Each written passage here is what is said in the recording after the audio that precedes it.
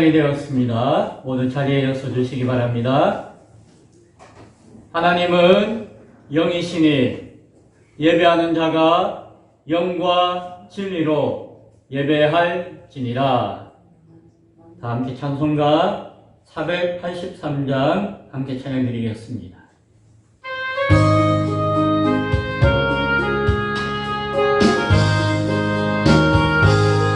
구름 같은 이 세상 모든 부귀 영화 나는 분포와 같이 내려버리고서 오직 천국의 복을 사모하며 사니 구원받은 내 이름 기억하옵소서. 그가 나의 이름 보좌 앞에 놓인 어린 양 생명책에 기록하옵소서. 의여 보배 피로써 모든 죄 씻으사 나의 부정한 것을 씻어 맑히소서. 있는보다 더디게 죄를 씻었으니 구원받은 내 이름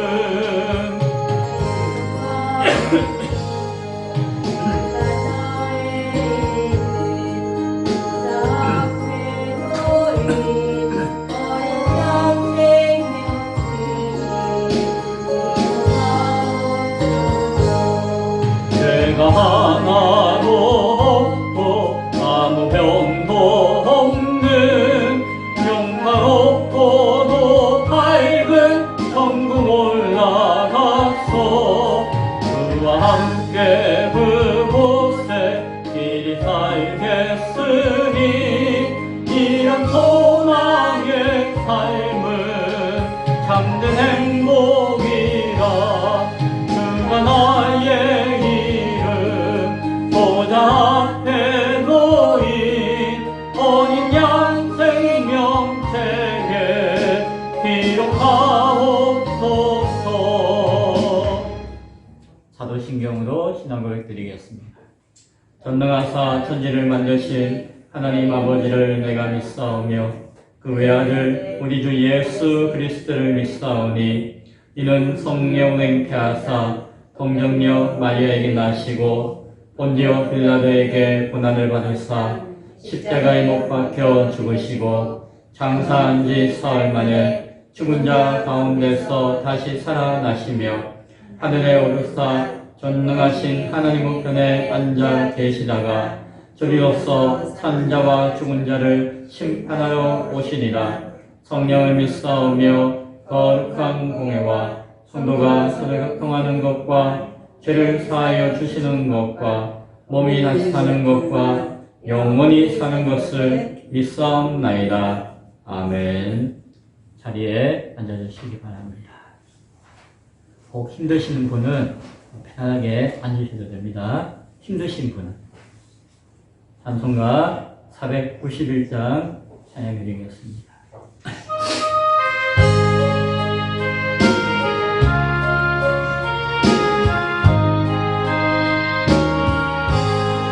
저 높은 곳을 향하여 날마다 나아갑니다.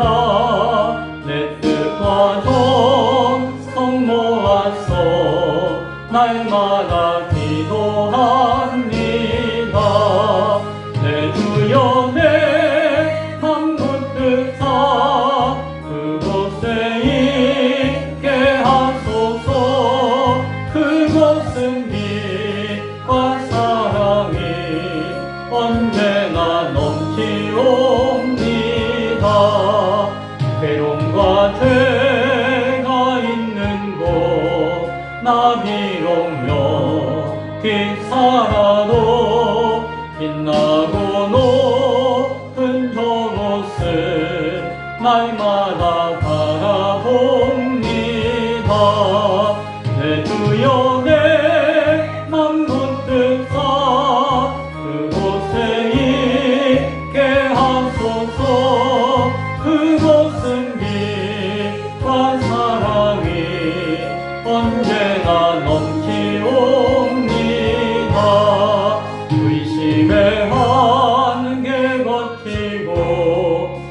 근심의 흐름 없는 곳 기쁘고 참된 평화가 거기만 있사옵니다.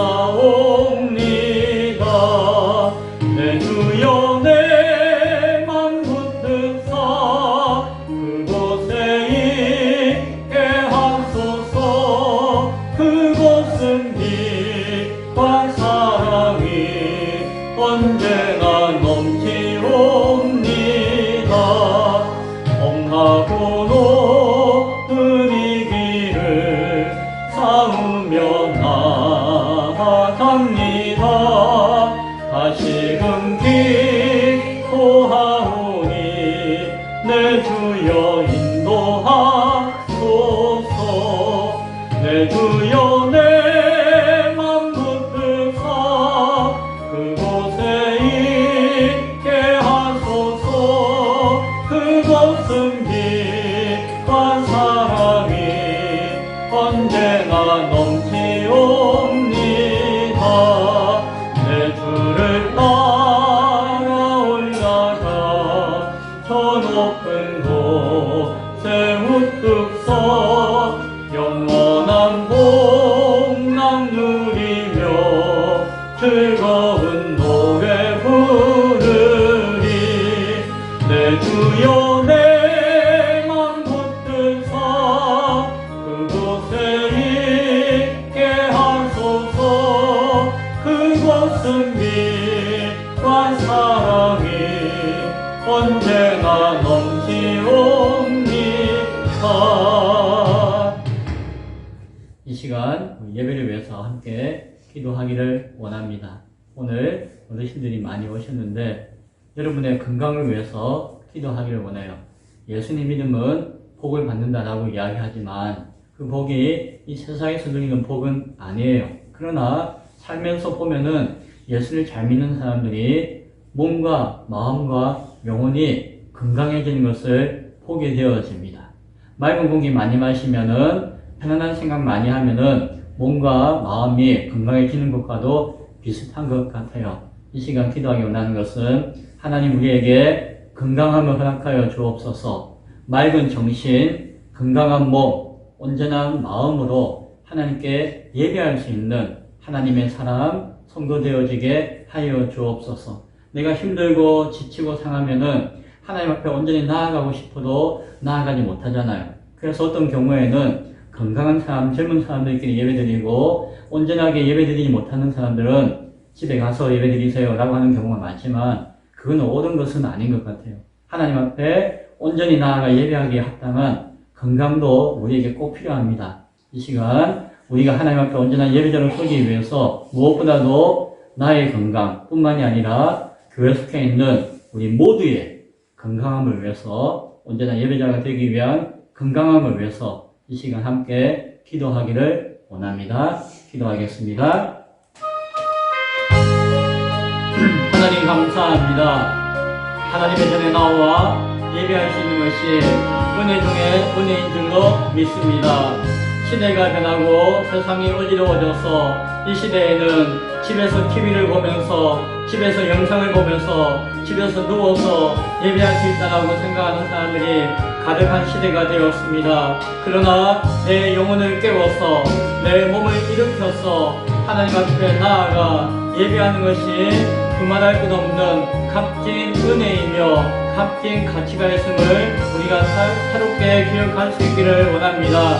하나님, 그러나 내 몸이 건강하지 못하여서 내가 연로하여서 내 정신이 날마다 순간마다 온전치 못하여서 하나님 앞에 끝까지 온전함으로 예배하지 못하는 우리 개개인의 형편들이 있습니다. 하나님, 우리를 근사히 여기시고 우리 가운데 함께 하셔서 우리가 간구하옵나니 내가 살아있는 평생 가운데 하나님 앞에 예배하기에 합당한 하나님 앞에 예배하기에 부족함이 없는 건강을 허락하여 주옵소서. 정말 정신이 힘들어가는 자들이 많이 있는데 내 정신을 주께서 붙드셔서 하나님을 끝까지 예배하며 찬양할 수 있는 정신 되어지게 하시고 내 마음을 붙드셔서 세상의 쾌락과 세상의 안위 가운데 빠지는 것이 아니라 하나님 앞에 내 마음을 내어놓고 하나님 주시는 평안한 가운데 내 마음을 둘 수 있는 예배의 자리 가운데 내 마음을 들 수 있는 자리 되어지도록 주여 우리의 마음을 붙들어 주옵소서. 하나님, 내 육체를 붙들어 주옵소서. 내 허리를 강건케 하시고 내 목을 강건케 하시고 내 팔다리를 강건케 하시고 내 무릎을 강건케 하시고 내 심령 모든 것들을 온전케 하셔서 하나님 앞에 내 두 발로 딛고 나아가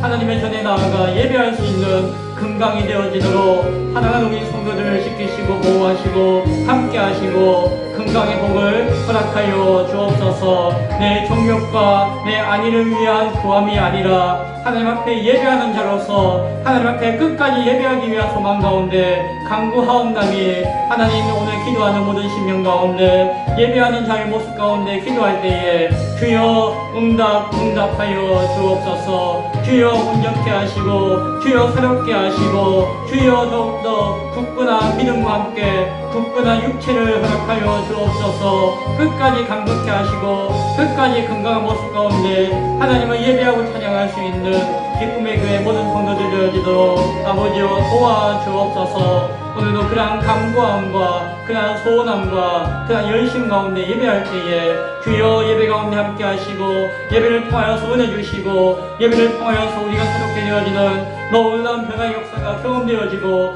고백되어질 수 있도록 주여 함께하여 주옵소서. 감사합니다.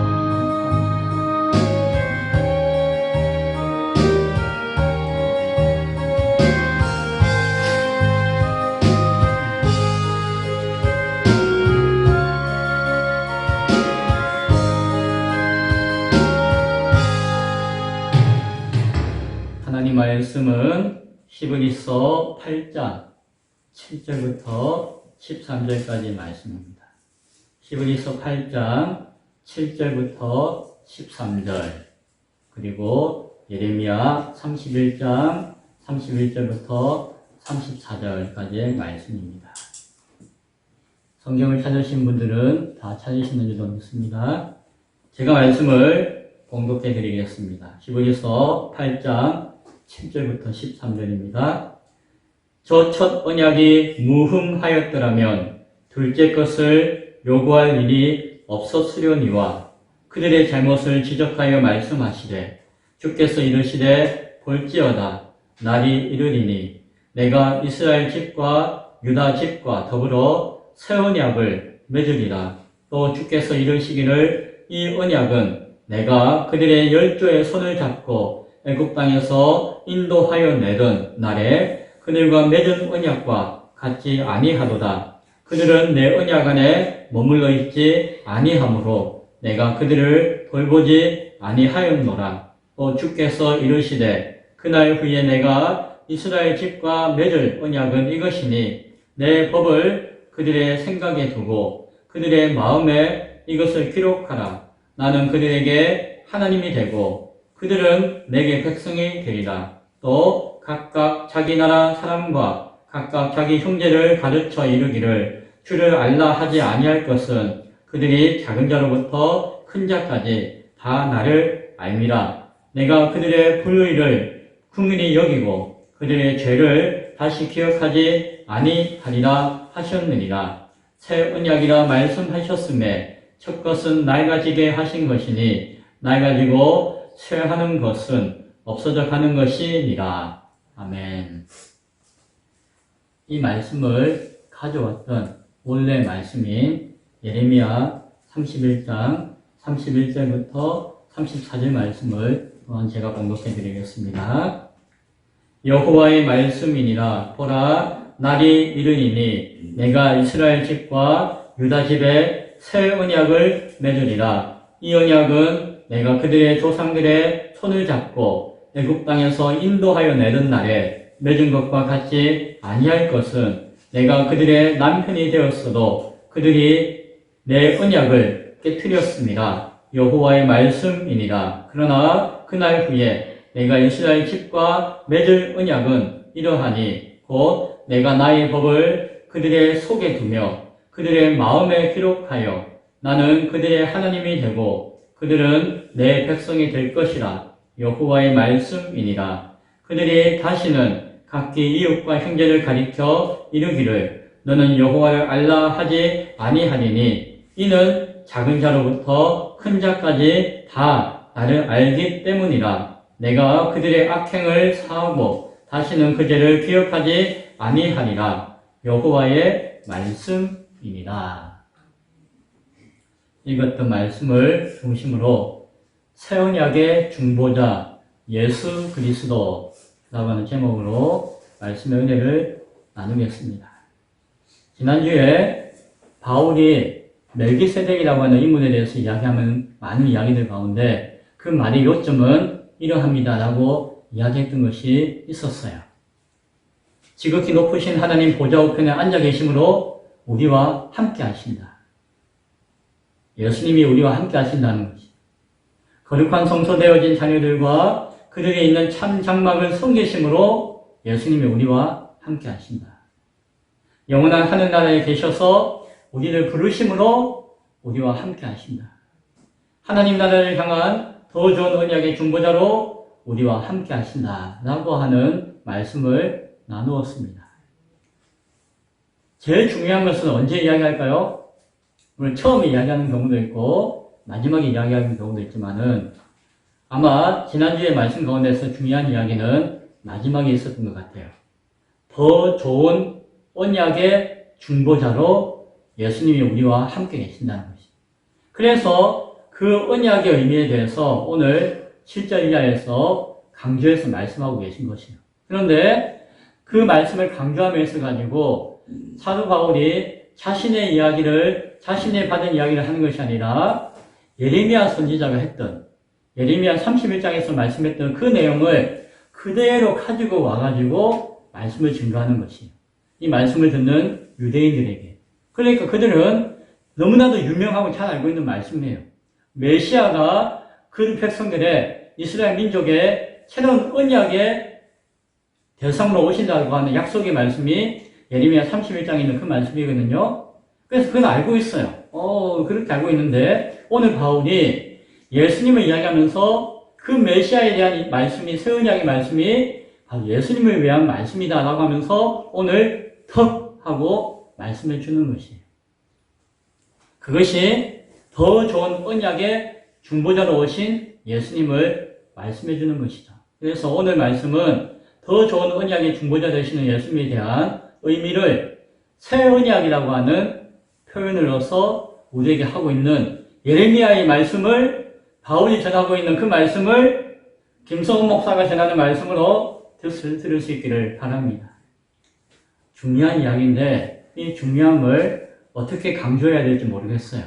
그냥 이야기하면은 성령께서 여러분에게 중요한 의미를 새겨주시기를 간구할 수밖에 없습니다.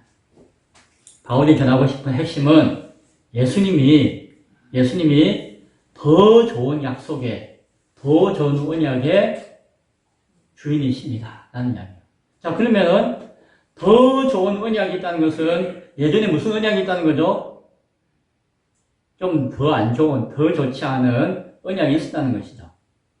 그래서 성경은 예전의 언약을 처음 언약 혹은 옛 언약이라고 표현하고 더 좋아진, 새로워진 언약을 새 언약이다라고 말씀해요. 그래서 새 언약이라고 하는 것이 딴 게 아니라 이전에 약속이 있었는데 이것이 아닌, 이것보다도 훨씬 더 좋고 새로워진 언약을 이야기하는 것이구나라고 생각하고 오늘 이 말씀을 나누었으면 좋겠습니다. 먼저 그 처음 언약과 새로운 언약에는 단절되어진 게 있어요. 떨어진 게 있어요. 다르다는 것이에요. 7절에 보니까 저 첫 언약이, 옛 언약이 무흠하였더라면, 흠이 없었더라면 둘째 것을, 새로운 언약을 요구할 일이 없으려니와 라고 이야기해요. 무엇입니까? 처음 것이 잘못되었다는 거예요. 그래서 새 것을 주신다는 것이죠. 8절에서 보니까 아닌가 다를까 그들의 잘못을 지적하여 말씀하시되 라고 해요. 처음 언약을 맺었던 그 사람들이 잘못을 지적하여서 말씀한다는 것이에요. 그러면서 예레미야 31장 31절부터 34절 말씀을 바울이 가져와서 이야기하는 것이에요. 그러면은 그 첫 언약을 맺었던 그들이 무슨 잘못을 했기에 더 좋은 언약, 새로운 언약을 주셔야 하는 것인가? 새 언약이 주신 이유는 무엇이다? 옛 언약이 깨어졌다는 거예요. 깨어졌다는 거예요. 못 쓰게 됐다는 거예요. 못 쓰게 되었어. 그래서 새로운 언약이 필요하다라고 이야기하는 것이죠. 언약이 뭐예요? 약속이죠. 약속은 혼자 약속해요? 둘이 약속하는 거예요? 둘이 약속하는 거잖아요. 이 언약이, 오늘 이야기하는 언약은 하나님과 하나님이 부르신 그 백성들과의 언약을 이야기하는 거예요. 딴 게 아니라, 우리끼리 언약 이야기하는 게 아니고, 우리 어제 이렇게 내일 만나요 했는 언약이 아니라, 하나님과 사람이 맺는 언약을 이야기하는 것이에요. 그런데, 하나님은 약속을 어길까요? 안 어길까요? 하나님은 거짓말을 할 수도 없고, 거짓말이 뭔지도 모르고, 한번 한다고 하면 그대로 하시는 분이라서, 하나님이 맺는다고 할 때 그 언약은 변함이 없고 깨질 수가 없어요. 그런데, 옛 언약이 깨졌다고 했잖아요. 그러면 이것은 누구 탓일까요? 네. 그 언약을 맺은 사람의 문제예요. 오늘 성경이 그들의 잘못을 지적한다라고 하는 것은 그들이 잘못했기 때문에 이 언약이 깨어졌고 이 언약이 무용지물이 되어버렸다라는 이야기를 하는 것이에요. 옛 언약이 뭘까요? 우리 십계명 최근에 계속 몇 주 동안 배웠잖아요. 십계명이니까 그 10주 동안 했네요, 보니까. 그리고 지난주에는 십계명 끝나고 난 다음에 또 제단 앞에 나아갈 때의 어떤 계명, 그리고 종을 풀어줄 때의 계명, 이런 걸 또 배웠죠. 그러니까 십계명과 함께 이어지는 많은 계명의 약속의 말씀이 있었어요. 그런데 그 모든 명령과 계명이 약속이라고 하면 약속일 수 있겠지만 그 모든 계명의 가장 어떤 무엇이에요? 너는 나 외에 다른 신들을 내게 두지 말라 라고 했던 1계명 기억하시죠? 예. 그 계명이 가장 으뜸되어지는 약속이었어요. 이스라엘 백성들은 하나님이 10개의 계명 주시고 그 다음에 수백 개의 명령들을 말씀으로 주셨어요. 기록해서 주셨어요. 그러니까 그것을 보고 아이고 이것도 해야지, 저것도 해야지, 이것도 지켜야지, 저것도 지켜야지 막 열심히 지키려고 했어요. 근데 시간이 지나서 어떻게 되었을까요? 이걸 지켰는데 왜 너는 안 지켜? 아이 막 나쁜 못된 마음서 미워하고 시기하고 질투하고 다투고 어쨌든 사소한 것들을 지키니 안 지키니 따지다 보니까 무엇을 잃어버렸을까요? 이 모든 명령과 계명의 중심은 무엇이에요? 하나님을 나를 사랑하고 기억하고 나 외에 다른 가치들을 다른 존재들을 섬기려고 하지 말라라고 하는 어떤 되어지는 약속을 잃어버린 것이 잔잔한 것들에 매여가지고 그 중요한 약속을 잃어버림으로 말미암아 어떻게 되었다? 깨어졌다는 것이. 이런 비유가 맞는지 모르겠지만 좋아하는 사랑하는 두 남녀가 만나면 무엇을 하죠? 결혼을 하죠. 사랑하면 결혼을 하잖아요. 가정을 꾸미라고 하잖아요. 뭐 때문에 가정을 꾸며요? 사랑하기 때문에 가정을 꾸미려고 해요. 그러면 가정을 꾸미면은 그냥 안 꾸며지잖아요. 중요한 건 아니지만 어떻게 해야 돼요? 혼수도 사야 되고 집도 장만해야 되고 또 같이 살 사람은 아니지만 가족끼리도 인사도 해야 되고 뭐 여러 가지 해야 될 것이 많잖아요. 뭐 요즘은 사진도 찍어야 되고 두 번 다시 못할 것 같아. 어쨌든 그런 복잡한 것들이 있잖아요. 결혼을 해도 어떻게 해요? 살면서 그냥 편안해요? 아니죠. 왜 방구를 끼니부터 해가지고 온갖 트집잡을 것들과 온갖 이유 때문에 아웅다웅 싸우고 하잖아요. 그걸 맞추기도 하고 또 틀어지기도 하고 이렇게 하잖아요. 그런데 그런 사소한 문제에 매여가지고 막 하다 보니까 나중에는 내가 왜 결혼했는지 몰라. 내가 왜 이 사람하고 같이 살려는지 몰라. 내가 왜 이 사람과 결혼해야 될지 모르겠다라고 하는 마음이 드는 거예요. 무엇이죠? 처음에 그 언약, 처음의 약속보다도 사소한 것들 때문에 그 처음의 것들이 희석되어지고 잊혀지는 거예요. 그럼 어떻게 해요?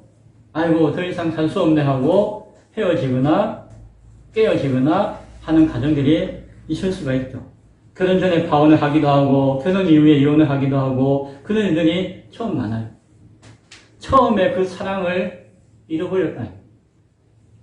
처음에 그 사랑으로 만났고 사는데, 처음에 그 사랑을 잃어버리니까는 그 언약이 의미가 없어지고 깨어지게 되는 거지.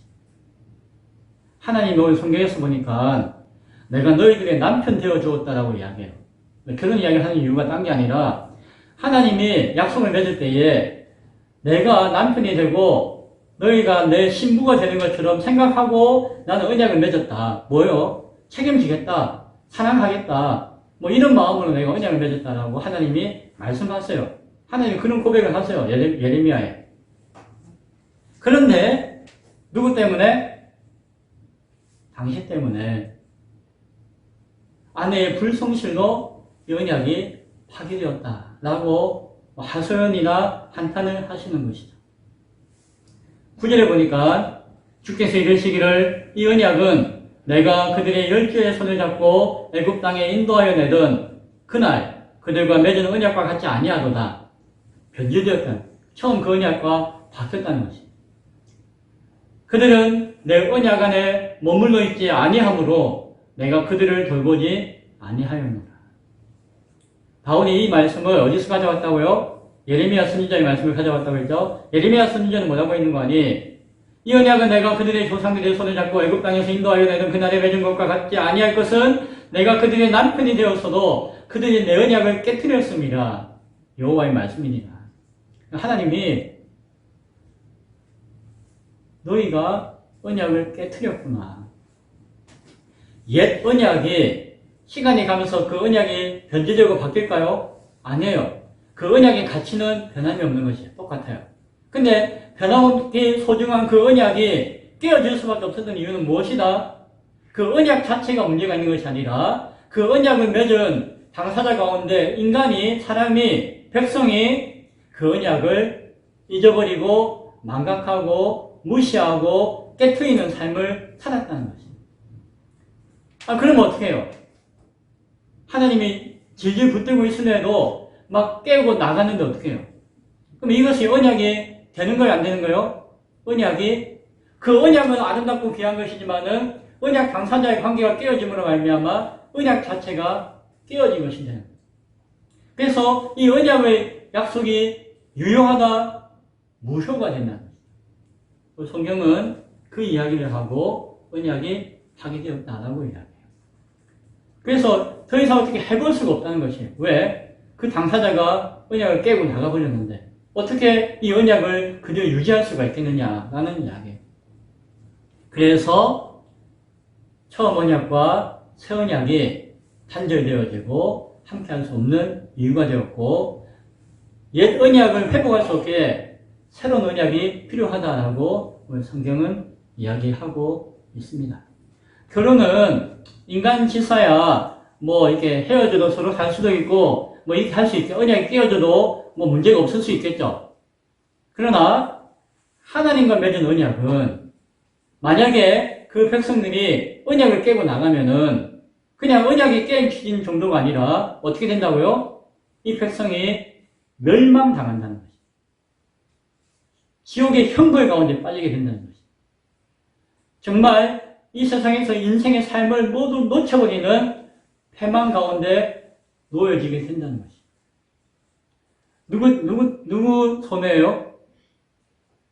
백성 손해예요. 하나님 손해볼 게 있다 없다? 없어요. 그러나 하나님은 언약을 맺으셨기 때문에 그 뜻과 마음의 변함이 있다 없다? 없는 것이에요.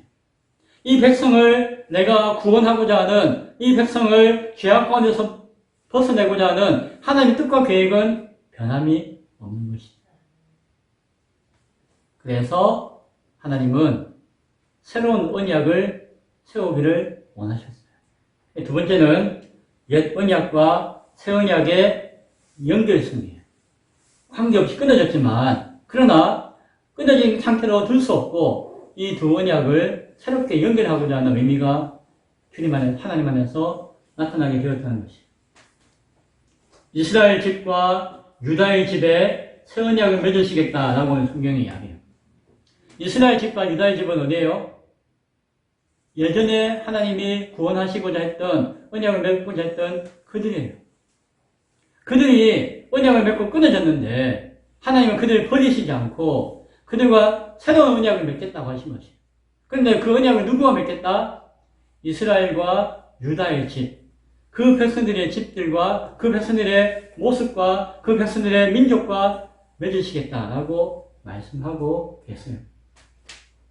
그러나 그 언약이 새롭게 유지되어지기 위해서는 이 옛 백성이 그대로 있으면 이 은행이 유지가 될까요? 안 될까요? 안 되잖아요. 이들이 어떻게 되어야 되죠? 바뀌어야 돼요. 그래서 하나님은 새로운 언약을 주시겠다. 옛 언약과 단절되어진 새로운 언약을 주시겠다고 하지만 그것을 연결시키기 위해서는 어떻게 무엇이 필요하다? 그들이 변화되기를 원하십니다. 그런데 그들이 변화가 쉽지 않아요. 끊어진 관계가 이어지기가 어려워요. 그래서 새 언약을 위한 중보자가 필요하게 되었어요. 그 새로운 언약을 하나님께서 장만하시고 맺으시는데 예전의 방식과 예전의 모습으로서는 또 실패할 수밖에 없고 그래서 완전하고 영원한 새로운 언약을 보증할 수 있는 보증자를 필요로 하신 것이죠. 보증자로 오신 분이 예수님인 것을 믿을 수 있기를 바랍니다. 새 언약은 옛 언약과 다른 것이 있는데 옛 언약은 기록해 주셨어요. 보고 배우고 따라하라고 주신 언약이었어요. 그런데 새로운 언약은 하나님께서 오늘 성경에 뭐라고 이야기하는 거니? 마음에 새긴 약속이다라고 말씀하셨어요. 그러면 예전에는 저기다 벽에다가 막 새겨놨는데 이제는 내 가슴에 새겼나? 그게 아니라 마음에 새겼다는 것은 무엇이에요? 그 마음이 자발적으로 지키고자 하는 마음을 원하시는 언약이라는 것이죠. 옛날의 언약은 이거 힘든데 어려운데 그래도 해야지 하면은 그것을 인정해 주셨는데 그러나 마음이 불편하고 막 불순종하는 마음이 있으니까는 지켜져요? 안 지켜져요? 안 지켜지잖아요. 그 마음이 타락하니까 어렵잖아요. 그래서 새 언약은 중보자이신 예수님을 통해서 새 언약을 주실 때에는 예수를 믿는 믿음만을 보시기를 원하십니다.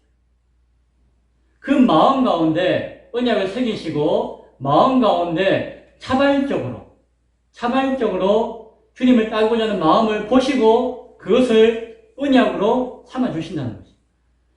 이것을 행하고 저것을 행하고 지키고 복잡하고 그렇게 하면 너희들이 못 지키니까 결국 그렇게 하다가 싸우고 하나님의 뜻은 잊어버리니까 새 언약은 무엇이다?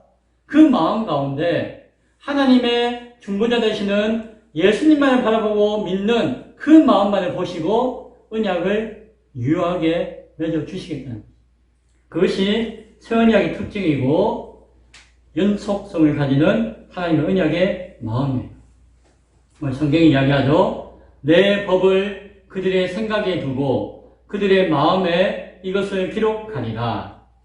나는 그들에게 하나님이 되고 그들은 내게 백성이 되리라.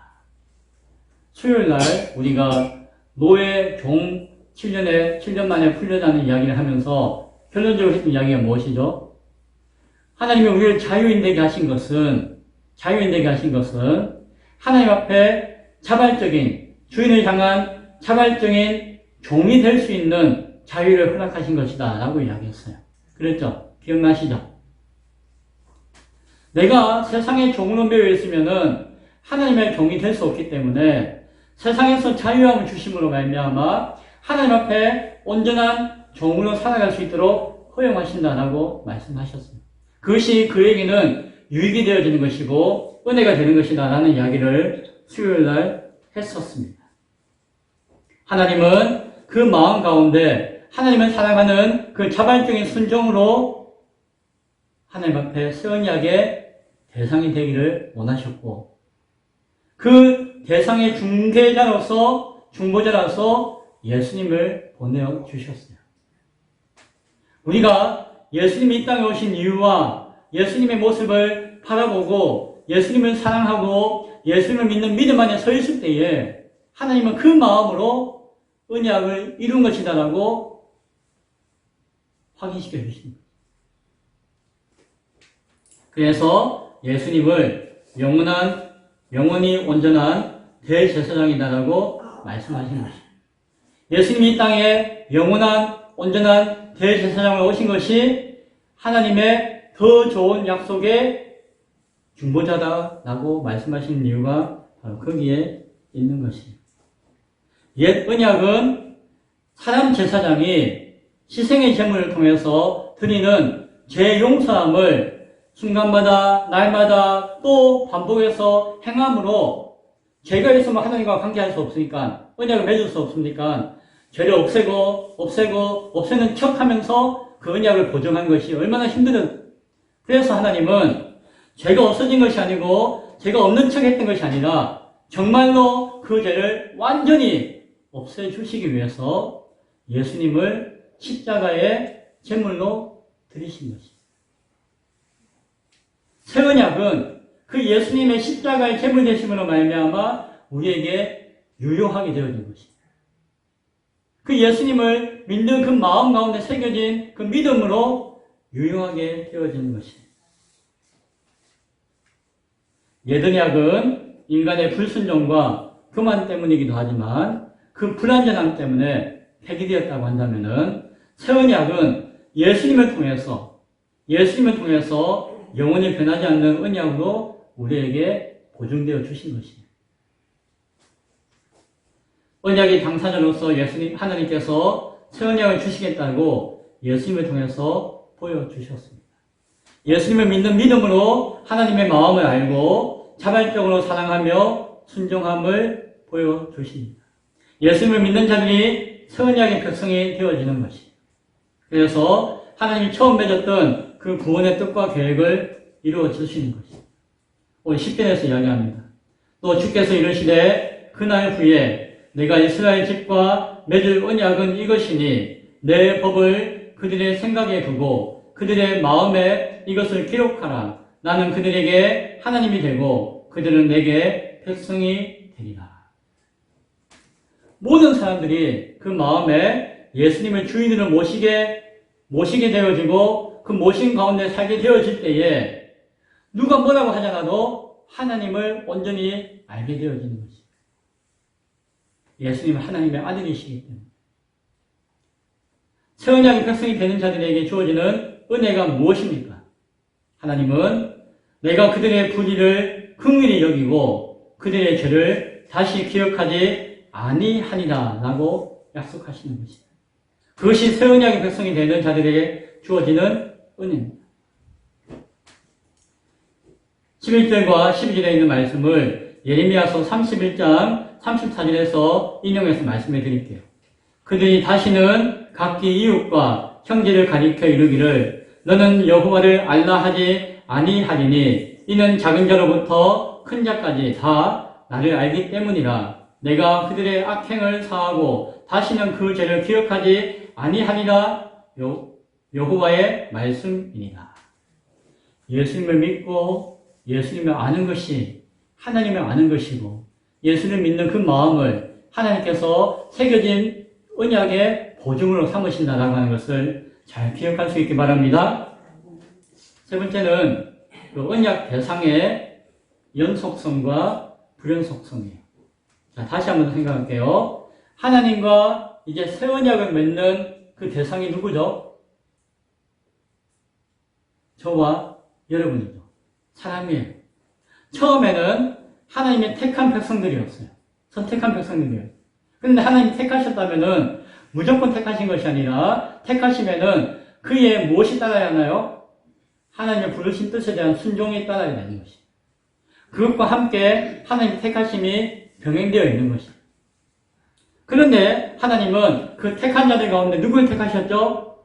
이스라엘 민족이라고 하는 백성들을 선택하여 주셨어요. 그것은 그들에게 요구하는 것이 있는데 무엇이죠? 하나님을 향한 사랑과 계명에 순종하고자 하는 그런 믿음을 그들에게 기대하시고 원하셨어요. 그들이 그 옛 언약의 당사자로서 하나님 앞에 붙들려 있고 하나님을 향한 그 사랑과 계명에 대한 순종함이 있었다면은 그 언약은 변하지 않지만 그들이 그것을 깨트리고 하나님을 거역하고 교만함으로 벗어났기 때문에 언약이 깨어졌다고 이야기했죠. 구약 성경을 통해서 이스라엘 백성들의 역사를 통해서 하나님이 보여주시는 것이 무엇이에요? 하나는 너희가 나와 맺은 언약이 완전해지기 위해서는 메시아가 필요하다. 메시아가 필요하고 메시아가 와가지고 그 언약을 완전히 할 것이다. 그때까지 너희가 인내함으로써 힘들지만 그 언약을 지켜 순종하라 라고 하는 것이 구약 성경을 통해서 이스라엘 백성들을 통해 주시는 하나님의 뜻이었어요. 그러나 메시아가 온다는 것을 알고 있었지만 그때까지 기다리지 못하고 그들이 교만함으로 타락함으로 벗어나 깨어지게 된 것이죠. 메시아가 필요하다는 것을 구약에서는 이스라엘 백성을 통해서 이야기해 주셨어요. 이스라엘 백성들이 언약에서 떨어지고 하나님의 새로운 언약을 주셨을 때에 그 새로운 언약의 대상자로서 누구를 부르셨다고요? 저와 여러분을 부르셨어요. 우리는 이스라엘 백성들이 아닌데요. 하나님이 이스라엘 백성들을 부르신 것이 아니라 누굴 부르셨다고요? 하나님이 약속 가운데 택한 백성들을 부르신 것이에요. 그리고 그 택한 백성 가운데 이스라엘 민족이 선택되어진 것이죠. 그런데 거기에는 메시아가 올 때까지 메시아를 기다리며 그 언약 가운데 붙들려 있으라고 했지만 그들이 깨트리고 벗어나서 언약이 깨어진 것이에요. 하나님이 새로운 언약을 만들었고 그 언약 가운데 새로운 이스라엘 백성들을 부르셨어요. 그 이스라엘 백성들이 그 민족의 혈통이 중요한 것이 아니라 무엇이 중요하다? 하나님의 그 약속 가운데 붙들리는 것이 중요하다는 것이죠. 그 가운데 예수님이 중보자 되심으로 말미암아 예수를 믿는 저와 여러분이 교회로 부름받은 것이 하나님의 새 언약의 백성이 되어진 것이죠. 자, 그러면은 여기에서 우리에게 충족되어진다고 했어요. 무엇이요? 예수님이 오심이 예수님이 우리에게 필요한 분인데 예수님이 오심으로 말미암아 우리에게 충족되어졌어요. 필요가 충족되어진 것을 뭐라고 표현했죠? 합당하다라고 표현했었죠. 예수님이 새 언약의 주인으로 오심으로 말미암아 우리에게 필요한 모든 것들을 다 충족시켜 주셨어요. 그것을 7장에서 거룩하고 악이 없고 더러움이 없고 죄인에게 떠나 계시고 하늘보다 높이 계신 분으로 우리는 바라보았죠. 교회는 예수님이 우리에게 합당한 분이시다라고 하는 고백 가운데 그 뜻 가운데 합당하게 살고자 하고 살아가는 자들이 교회가 되어지는 것이죠. 그것이 하나님의 부르시고 택한 그 새 언약의 백성으로서 합당한 모습이라는 것이죠.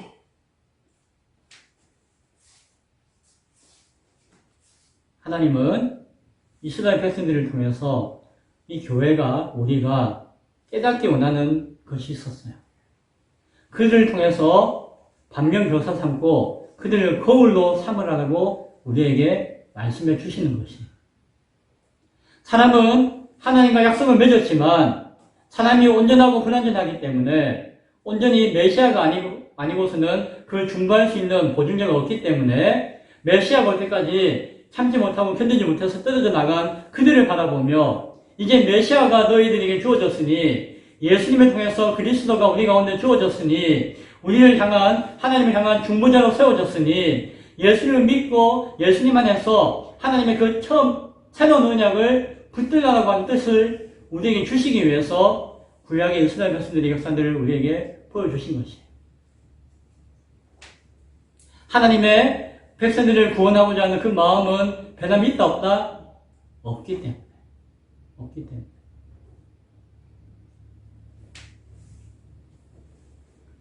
그럼 우리는 하나님의 새 언약의 백성이 되었으니까는 이제 다 끝난 것인가요? 문제는 이제 여기서부터 새로운 문제가 생겨집니다. 우리가 잊어서는 안 되는 것이 있는데 우리의 구원은 우리의 중보자 되시는 예수님이 오시고 우리가 예수님의 믿음으로 이미 이루어졌죠. 하나님의 뜻이에요. 그런데 이미 이루어졌지만 성경은 주님이 다시 오시는 날 완전한 영원한 심판을 통해서 하나님 백성으로서의 합당한 모습을 세상 가운데 드러내는 그 순간 우리의 구원이 그때서야 완성될 것이다라고 이야기해요. 하나님의 시간에서는 현재의 우리의 모습과 미래의 우리 모습은 같은 시간 안에 있는 것이에요. 그러나 우리의 시간에서는 현재의 모습과 미래의 모습은 차이가 있죠. 그래서 하나님은 우리를 향한 새 언약에 맺으신 순간은 영원한 것이고 온전한 것이고 한순간의 것이지만 그 언약을 받아들이는 우리의 입장에서 보면은 현재 이미 이루어진 예수님을 통해서 우리에게 이루어진 그 언약의 보증과 함께 예수님이 다시 오셔서 이루시는 마지막 심판을 통해서 완성하시는 아직 이루어지지 못한 구원의 완성의 단계가 우리에게 남아있다는 것이 우리 인생에게는 우리 이것을 잘 기억해야 돼요. 옛 언약의 백성들의 모습을 우리가 거울로 삼아야 된다고 했죠. 그들은 자신들이 선택받았다고 생각했어요. 자신들은 구원받았다고 생각했어요. 자신들의 구원은 영원한 것이다라고 착각했어요. 그러나 그들이 날마다 하나님 앞에 감사하며 하나님 주시는 은혜를 감격해하며 주시는 말씀 가운데 순종함으로 하나님 주시는 그 사랑의 은혜를 충분하게 약속 가운데 거하지 못하고 교만하고 타락하고 자기 착각에 빠져서 그것을 깨트림으로 말미암아 어떻게 되었죠? 하나님은 그 언약을 폐기하겠다고 했어요. 그들은 그 언약이 영원할 것이다라고 믿었어요. 왜? 하나님은 영원히 변함이 없는 분이시지만. 그러나 하나님은 무엇이에요? 그들이 깨뜨렸다라고 이야기하셨어요. 그리고 그들에게는 더 이상 유효하지 않기 때문에 새로운 언약을 맺으시겠다고 하신 것이죠. 그것을 오늘날 예수 그리스도의 부름받은 성도들이 무엇을 해야 된다? 바라보고 경고로 삼을 수 있어야 된다는 것이죠.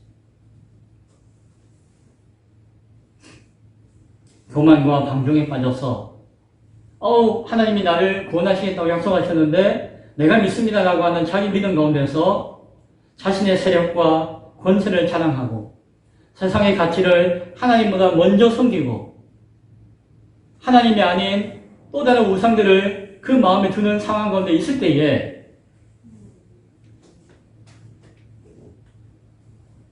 오늘날 교회 부름받은 성도들도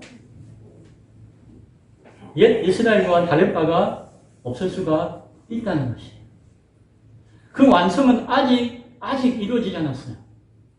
이미 완성되었다라고 볼 수 있지만 아직 이루어지지 않았어요. 왜? 우리에게 약속되어진 마지막 이루어지지 않는 재림하여 심판하실 예수 그리스도에 대한 약속이 있기 때문에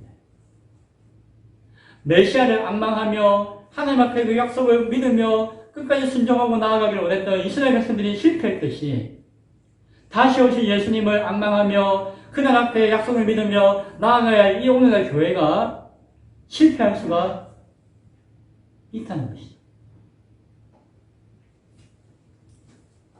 이제 말씀을 맺고자 합니다.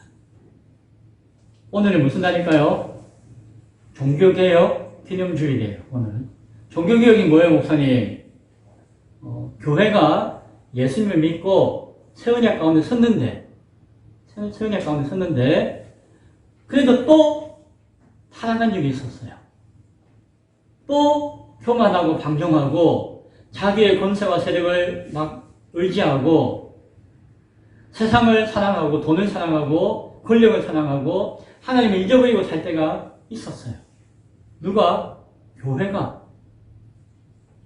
이제 우리가 그것을 중세시대 천년이라고 이야기하는데 교회인데 예수 그리스도 안에서 구원받은 교회인데 새 언약의 백성이 되었는데 또 타락하고 범죄하고 하나님을 떠나가는 그런 상황 가운데 교회가 있었다는 거예요. 그래서 그 상황에 한탄스러워서 성령 안에서 믿음 안에서 말씀 안에서 기도하는 자들이 보기에는 이래서는 안 되는데 한탄스러워서 100년 동안 200년 동안 목숨을 다해서 잘못된 것을 잘못되었다고 이야기하고 정하고 싸우고 하는 가운데서 16세기에 종교개혁이 일어났죠. 그것은 한순간 일어난 것이 아니라 수많은 사람의 피와 땀과 눈물을 통해서 종교개혁이 일어났어요. 그래서 옛 교회인데 타락하고 하나님 떠난 교회는 더 이상 하나님 버리실 교회는 여기 있어서는 안 되고 하나님의 말씀 앞에 하나님의 새 약속의 의미 앞에 우리가 새롭게 되어져야 합니다라고 결단하고 각오하고 새로워진 교회가 오늘날 우리가 있는 개혁교회예요. 그리고 그 개혁교회가 세워지는 그 16세기의 그 역사적인 사건을 종교개혁이라고 하고 그 사건을 기념하는 날이 오늘 기념주일이에요.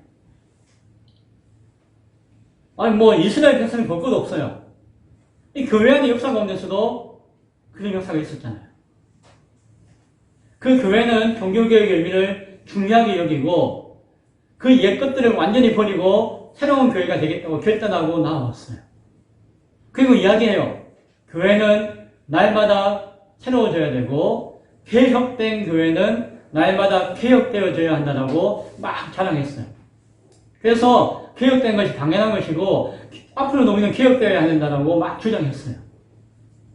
그런데 종교개혁이 끝나고 또 수백 년이 흐르면서 오늘날 교회를 보면은 또 그런 것 같아요. 세상의 가치와 세상의 형편에 눈을 흘리면서 그게 마음을 빼앗기면서 자기가 가지고 있는 그 약속이라고 하는 것이 하나님 뜻에 합당한지는 생각하지 않고 그게 매여가지고 나는 택한 백성입니다. 하나님 자녀입니다. 라고 하면서 교만하고 방종하고 타락한 모습이 만약에 오늘 또 있다면은 어떻게 해요? 그럼 또 종교개혁이 일어나야 되나요? 하나님은 주님 오시는 그날까지 마음을 놓지 말라고 이야기했어요. 끝난 게 아니라고 이야기해요. 그래서 다시 오시겠다고 해요. 만약에 이미 끝났다면은 예수님이 왜 다시 오셔요? 끝난 건데. 그러나 끝난 것이 아니고 다시 오시겠다는 것은 그때 계산할 것을 두고 우리의 삶을 보시겠다는 것이에요. 그리고 처음 새롭게 맺은 약속을 하나님은 붙들고 계시지만 과연 너희가 그 약속 가운데 있느냐를 판단하시겠다는 것이에요. 오늘날 교회도 마지막 주님 오시는 날을 준비하는 가운데 종교개혁이 필요한 때가 된 것 같아요. 오늘 우리는 다시 광야로 나가야 돼요. 다시 좁은 길로 가야 해요. 다시 말씀으로 돌아가야 합니다. 나는 믿음의 난 3대, 4대 우리나라 신앙생활 한지 한 100년, 200년밖에 안 됐기 때문에 난 4대 믿는 사람이다 하는 사람이 있지만 외국 가면 뭐 10대, 100대도 있잖아요. 그 의미가 그런 게 중요한 게 아니라는 것이. 오늘 내 삶이, 내 신앙이 하나님의 그 언약 가운데 있느냐가 중요하다는 것이. 내가 30년, 40년, 50년 신앙생활을 했습니다라고 그게 중요한 게 아니라는 것이에요. 어찌 보면 하나님은 앞에 30년, 40년, 50년 동안 죄를 범하고 있었는지도 몰라요. 새로워져야 돼요. 날마다 새로워져야 되고 오늘 우리는 새로워져야 돼요. 다시 광야로 나아가야 돼요. 그냥 여기가 좋사오니 여기서 초막을 짓고 주와 함께 살겠습니다. 하나님 마음과 합한 이야기가 아니에요. 그냥 편안하니까 넓은 길로 남들이 다 가는 길로 우르르 가서 그냥 도매급으로 그냥 가겠습니다. 예수님은 좁은 길로 가야 되고 협착한 길로 가야 된다고 했어요. 그것이 나를 따르는 길이라고 이야기했어요. 무조건 좁은 길로 간다고 한 게 아니라 예수님이 따르는 길 자체가 좁은 길일 수밖에 없다는 것이에요. 하나님 말씀을 떠나서 전통과 율법과 자기 신념 가운데 마지막 심판자 앞에 설 수가 없는 것이에요.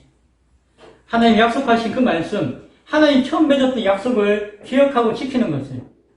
그 약속이 어디에 있죠? 말씀 가운데 있는 것이에요. 13절에 새 언약이라고 말씀하셨음에 첫 것은 낡아지게 하신 것이니 낡아지고 새하는 것은 없어져 가는 것이다. 없어지는 것이에요. 옛 언약은 그게 새롭게 바뀌고 하는 게 없어지는 것이에요. 종교개혁을 통해서 옛 교회의 모습들이 그것도 의미가 있고 가치가 있죠. 그러나 없어지는 것이에요.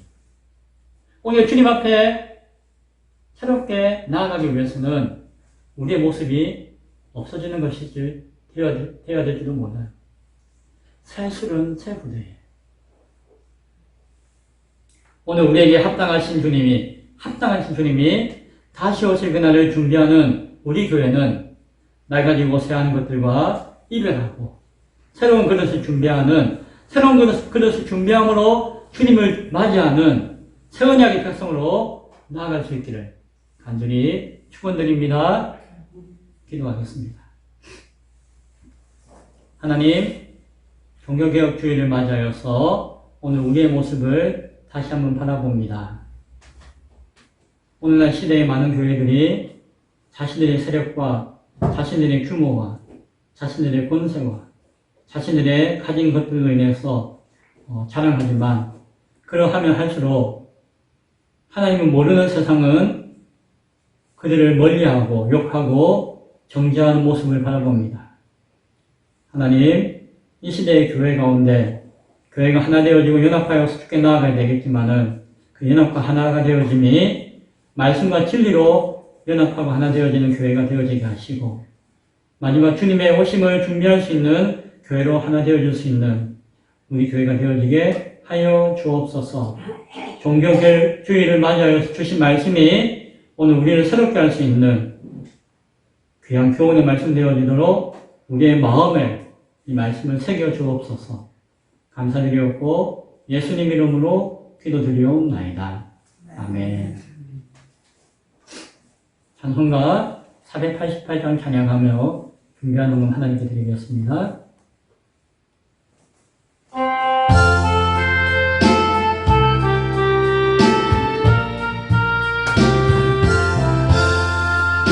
이 몸의 소망 무언가 우리 주 예수 분일세 우리 주 예수 밖에는 믿으리 아주 없소나 주 나의 반석이시니 그 위에 내가 서리라 그 위에 내가 서리라 무섭게 바람 부는 밤 물결이 높이 설렌데 우리 주 크신 은혜의 소망에 닿을 그리라 그 나의 반석이시니 그 위에 내가 서리라 그 위에 내가 서리라 세상에 믿던